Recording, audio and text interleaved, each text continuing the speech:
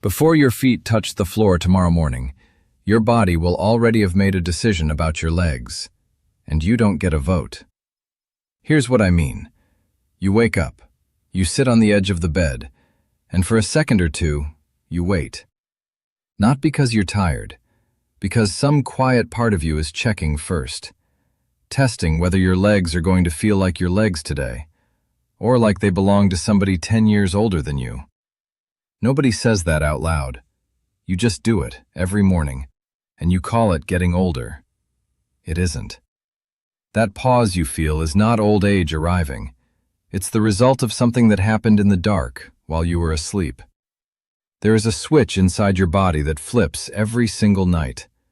By the time you open your eyes, it has landed in one of two positions: tearing down or building back. And the very first thing you put in your mouth decides which position it stays in for the rest of the day. That's not a slogan, that's biology. And it moves faster than almost anyone tells you. In the next few minutes, I'm going to show you exactly what to put on your plate tomorrow morning to flip that switch toward rebuilding, inside a single day. I'll show you why the breakfast most people over 60 are already eating, even the healthy one, quietly leaves the tearing down running. And near the end, I'll give you a 30-second test you can do at your own kitchen chair today with no equipment and no cost that tells you the honest truth about where your legs stand right now. It gives you a number, and in 6 weeks, that number is going to tell you whether any of this worked. Stay for that test. Of everything in this video, it's the part people come back and thank me for. My name is Dr. Ryan Cole. I've spent my career sitting across from older adults and talking about legs, how they weaken, why it happens years earlier than it should, and what actually brings them back. So let me be straight with you in the first minute, the way I'd want someone to be straight with me. I'm not going to promise you a cure. There isn't one. What I'm going to hand you is a mechanism, a plate, and a plan, and that's worth more than a promise because you can use it in the morning. Let's start with what's actually happening under the skin. The muscle loss you're feeling has a name. Doctors call it sarcopenia. Say the word once, then forget it, because all it means is this. After 60, your body starts taking muscle away faster than it puts it back. Not overnight, not dramatically, just a little more taken than given, day after day, year after year. And it comes for your legs first, always your legs. Because that's where the biggest muscles you own are sitting, and the body is ruthlessly practical about where it goes shopping. Most people picture that loss as something slow and far away, a long, gentle slide toward a chair by the window. It isn't a slide, it's a transaction, a daily one, and the whole thing happens inside a single 24-hour cycle that you sleep straight through. Here's the part that stops people in their tracks when I explain it. When you go to sleep, you stop eating. 8 hours. 10 if you're an early-to-bed sort of person. But your body doesn't stop. Your heart keeps pumping. Your brain runs its repairs. Your immune system does its rounds.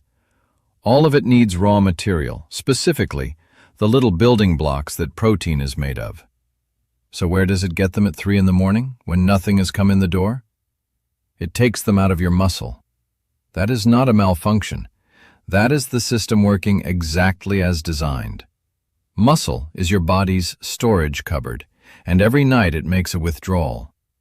Think of it like paying the electric bill by selling a chair out of your own kitchen. The lights stay on, nobody notices anything wrong, but the room gets a little emptier. Now, when you were 40, this didn't matter one bit. You woke up, you ate, and within an hour your body had put the chair back.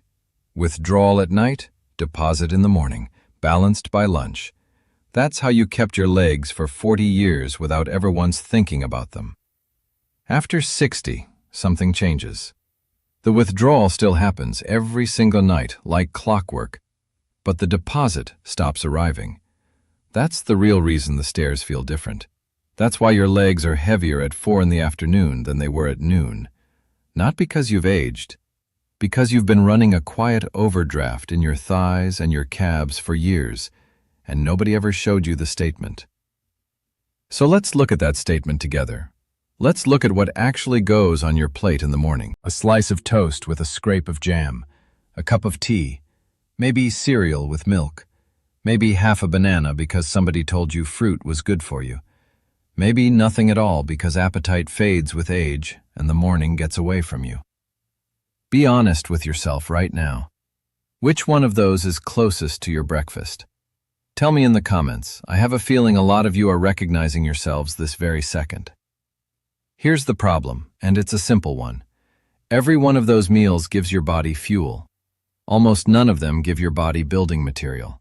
And muscle does not rebuild on fuel. Muscle rebuilds on protein. So the withdrawal from the night stays a withdrawal. The chair stays sold. And by the time lunch comes around, usually another light meal, a bit of soup, some bread, your body has spent the entire first half of the day still in tearing down mode. Then dinner finally arrives. Often the one meal of the day with real protein in it. And by then it's evening, the body is winding down, and what you're putting back is a fraction of what was taken. Multiply that by 365 mornings, then by 5 years. That's not aging, that's arithmetic. And I'm telling you this instead of just handing you a recipe for one reason. Once you can see it as arithmetic, you can see exactly where to intervene. Not in a gym, not in a pharmacy, at breakfast, tomorrow. Now here's where I get genuinely hopeful for you, and I want you to hear this properly. Your body is not holding a grudge. It does not remember the last 10 years. It doesn't care what you ate in 2019. Every single day it recalculates from scratch. It looks at what came in, it looks at what's needed, and it picks a direction, break down or build up. Research on older adults keeps landing on the same finding. When a strong dose of protein shows up at that first meal, the body shifts out of breakdown and into repair. And it does it that same day. Not after a month of being good, not after a season, that day, while you're still finishing your coffee. Now let me be careful with you because you deserve honesty more than you deserve excitement. Flipping the switch in 24 hours does not mean strong legs in 24 hours. Nobody rebuilds a thigh muscle overnight, and anyone who tells you otherwise is selling something. What changes in 24 hours is the direction. You stop losing ground, you start gaining it. The strength you can actually feel, the easier stand-up, the stairs that stop being a decision, that stacks up over weeks of repeating the same morning. But direction is everything. A body that is slowly losing ends up in a wheelchair. A body that is slowly gaining ends up walking to the market at 84. Same person, same age, different breakfast. And now the catch. Because here's the thing that trips up almost everyone over 60 who finally does start eating protein in the morning, and it's the reason most of them give up and decide it doesn't work. Your muscle has gone a little hard of hearing. I mean that almost literally. Protein doesn't build muscle by magic. It sends a signal. The building blocks arrive in the blood, the muscle hears them coming, and it starts construction. When you were younger, that muscle had sharp ears. A splash of milk, a slice of cheese, it heard you fine. It got straight to work. With age, the hearing dulls. Scientists have studied this closely in older adults, and the finding is stubbornly consistent. The same small amount of protein that used to start the building process simply doesn't register anymore. The signal arrives at the door, the muscle doesn't answer. And this is the cruel part. You can eat a perfectly decent, sensible breakfast and still get nothing back from it.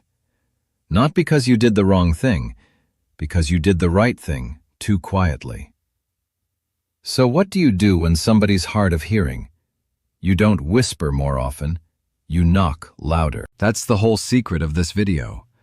Older muscle needs a bigger dose of protein in one sitting, not spread thin, not sprinkled across the day in little tastes.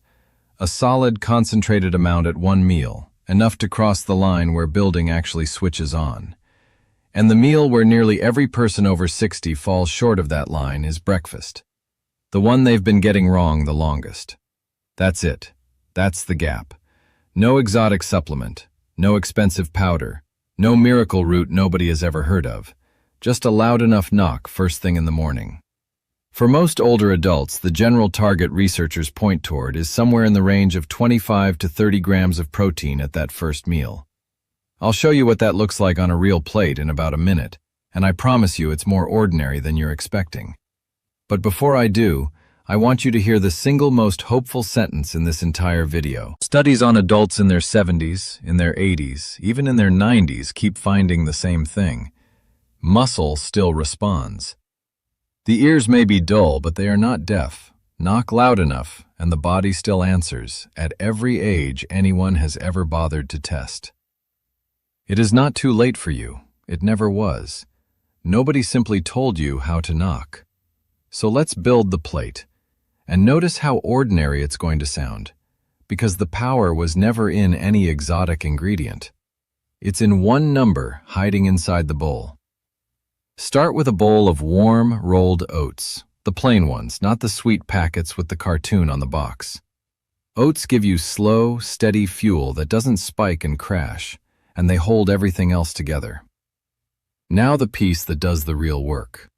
Stir a generous scoop of plain cottage cheese straight into the warm oats.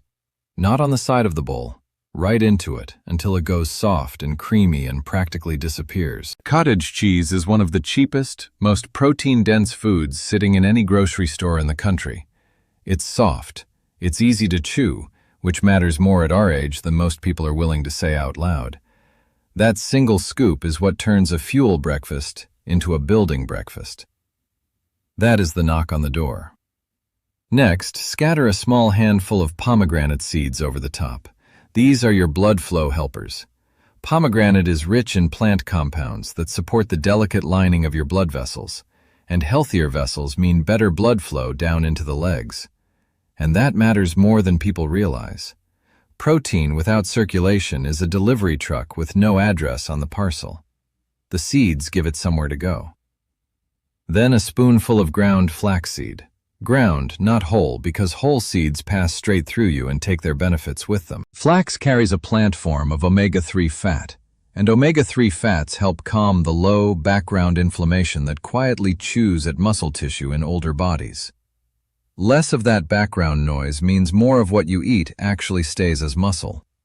It's the ingredient that works while you're not looking. Finally, a scattering of pumpkin seeds and a dusting of cinnamon. Pumpkin seeds bring magnesium, and your muscles use magnesium to relax properly between contractions. If you're one of the people who wakes at 2 in the morning with a calf locked up like a fist, this is the ingredient you'll be grateful for first. And the cinnamon? That's for you. A bowl you actually enjoy is a bowl you'll still be making in March. That's the whole plate. Oats, cottage cheese, pomegranate, ground flaxseed, pumpkin seeds. 5 things, 6 minutes. Not a single skill required.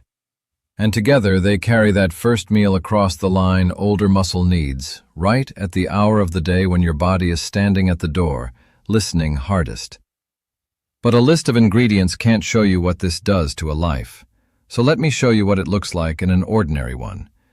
And I want to be clear, this is an illustration, the kind of pattern I see over and over, not one person's medical file. Picture a woman of 74, widowed, lives alone in the house she raised her children in. She eats breakfast standing at the counter because cooking for one feels like a lot of trouble for one. Tea and a slice of toast. 11 years of tea and a slice of toast. She isn't ill. Her doctor is perfectly happy with her. But she's stopped going up to the second floor of her own house unless she absolutely has to. She's quietly given up the church steps and started using the side door. And she's decided, without ever saying it out loud, that this is her knees. It isn't her knees. It's 11 years of mornings where nothing arrived to rebuild what the night took away. So she changes one thing. Not her whole life. Not her habits, not her house, not her routine. One bowl. 3 weeks in, she catches herself climbing the stairs with one hand on the banister instead of 2. It's such a small thing she almost doesn't notice it. 6 weeks in, she does something she hasn't done in 2 years. She carries the laundry basket to the top of the stairs in a single trip, sets it down, and stands there a moment, slightly confused. Nothing dramatic happened to her. She just stopped selling the furniture. Now, how do you know if it's working for you? I don't want you taking my word for anything. I want you to have proof. So here is your proof. Go find a solid dining chair, one that doesn't roll and doesn't tip. No arms if you have one like that. Sit down, all the way back in the seat, feet flat on the floor. Fold your arms across your chest so you can't cheat by pushing off your knees. Now stand all the way up and sit all the way down as many times as you can in 30 seconds. Full stands, no hands. Count them. That number is your baseline. It's one of the simplest measures physical therapists use to check leg strength and independence in older adults. And it is brutally honest, because you cannot argue with a chair. For many people over 60, coming in under about 8 full stands in 30 seconds is considered a signal worth taking seriously. Not a diagnosis, a signal, a tap on the shoulder. Whatever your number is, write it down today, on the calendar, on the back of an envelope, anywhere you'll find it again. Then do it again in 6 weeks and compare, and put that number in the comments below, just the number. I read them, and I promise you'll be surprised how many people are sitting in the very same chair you are. Here's how you make that number climb faster. The breakfast delivers the building material. Movement tells your body where to send it. Do the two together and you get far more than either one alone. This is the part people skip, and it's the part that doubles everything. You don't need a gym. You don't need an hour. 10 minutes, 3 or 4 days a week, done right after breakfast while the building blocks are still moving through your blood. Start with chair stands. The same movement you just tested. 8 to 10 of them, slow and controlled. Pause at the top. Sit down softly instead of dropping like a sack. Rest a minute, then do a second set. If standing without hands is too much right now, use your fingertips on the seat. Fingertips, not palms, and use a little less help each week. That's your progression, right there, built in. Then heel raises. Hold the back of a chair or the edge of the kitchen counter. Rise up onto the balls of your feet. Hold for 2 seconds. Come down slowly. 12 to 15 of them. Your calves are the pump that pushes blood back up out of your legs, and after 60, they are almost always the most neglected muscle in the entire body. And if your knees or your balance aren't cooperating today, here is the seated version, and it is not a lesser option. Sit tall. Straighten one leg out in front of you. Squeeze the front of that thigh hard, really hard, and hold it for 3 full seconds. Lower it slowly, 10 on each side. It looks like nothing is happening. Something is. That squeeze is the exact signal your thigh muscle is waiting for. It's how you keep the tissue you still have and build a little more on top of it. One thing before you start. If you have joint problems, a heart condition, kidney issues, diabetes, or you've had surgery recently, check with your doctor before making a big change to your protein or starting anything new. It's a short conversation, and it's worth having. Now let's clear the excuses out of the way because I already know what you're thinking. If dairy doesn't sit well with you, swap the cottage cheese for soft plain tofu stirred through the oats, or a scoop of cooked red lentils in a savory version of the same bowl. If your teeth make anything crunchy a chore, blend the whole thing into a warm, smooth porridge. Same nutrients, nothing to chew. If pomegranate is expensive or out of season where you live, a small handful of frozen berries does the same job for pennies. If you're watching your blood sugar, keep the fruit small and eat the protein part of the bowl first. It softens the rise. And if you're cooking for one, and the whole thing feels like too much bother on a dark morning, make the oats and flax in a jar the night before. Stir the cottage cheese in cold when you wake up. 3 minutes. No stove, no fuss. There is a version of this breakfast for every kitchen, every budget, and every set of teeth. What there isn't is a version of your legs that survives another decade of toast and tea. So what should you expect, and when? Day 1. The direction changes. You will not feel a thing. It's happening anyway. Weeks 2 and 3. This is where the first honest signals arrive. Mornings feel less stiff. Those first 10 steps out of bed stop feeling like a negotiation. That afternoon heaviness shows up later in the day than it used to, or some days, it doesn't show up at all. Weeks 6 to 8. Go back to the chair, retest, count again. When that number moves, you feel it out in the world, on a curb, on a staircase, getting out of the car without planning the whole operation first. And on the days you don't manage the full bowl because life happens, and it will, don't quit on the whole thing. Do the smallest version, a scoop of cottage cheese and nothing else. The knock still lands. A quiet knock beats no knock at all. Consistency is what pushes back on muscle loss. Perfection never had anything to do with it. Now think about what's really at stake here, because it was never about muscle. It's about being the one who drives themselves to their own appointments. It's about standing up from a garden bench without doing the arithmetic first. It's about a grandchild grabbing your hand and pulling you toward the water, and you saying yes without a flicker of hesitation, without a calculation, without an apology. It's the difference between living in your home and merely staying in it. And every one of those things is balanced on the same two legs you're about to test against that chair. You have been losing ground quietly, night after night, for years, with nobody explaining why. Tomorrow morning that can stop. Not with a pill, not with a machine, with one bowl and 10 honest minutes. The body you're sitting in right now, at whatever age you are right now, still answers to that knock. It has been waiting a very long time for somebody to come to the door. So do the chair test today. Build the bowl tomorrow. Come back in 6 weeks with a bigger number. Leave your count in the comments and tell me your age beside it. I want to see how many of you are stronger than you think you are. This is Dr. Ryan Cole, Senior Leg Health. Subscribe and I'll keep showing you how to hold on to the legs that carry your freedom.